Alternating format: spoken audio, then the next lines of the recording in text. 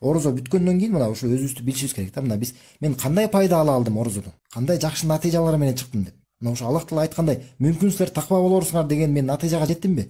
Ушуга биз ой жүрүшүбүз керек да. Анткени алымдар да айтат да, мисалы адамдын орозосунун кабыл болуусунун кантип билсе болот дейт да. Мисалы адам бир ай бою орозо кармады, анан орозосу кабыл болдубу, кабыл болгон жокпу, антип кантип билсе болот дейт.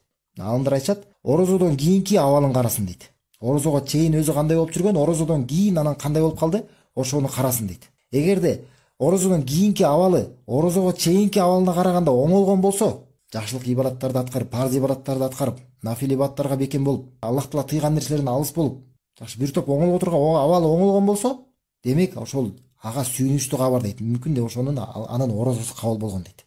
Аллах Таала кабыл кылган дейт.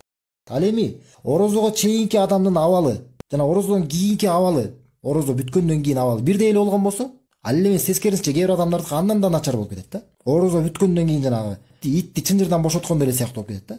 Орозо бүтүшүн эле күтүп калышат кээ бир адамдар. Күнөө кылайын деп эле. Эгерде орозодон кийинки абалы орозого чейинки абалына караганда андан дагы начар болуп кете турган болсо, же эч өзү өзгөрүп алып жакшы жакка өзгөрбөсө, демек бул өкүнүчтүү кабар да. Буга демек ал өкүнүчтүү кабар, мүмкүн анын Аллах Таала орозосу кабыл алган эмес экен да. Анткени биз айтпадыкпы, орозонун максаты адамды таквачылыкка көндүрүү да, таквачылыкка көндүрүү. Демек орозо бул калкан сыяктуу дедик, калкан. Адамды тозоктон тосот, ошондой эле күнөөлөрдөн дагы тосот.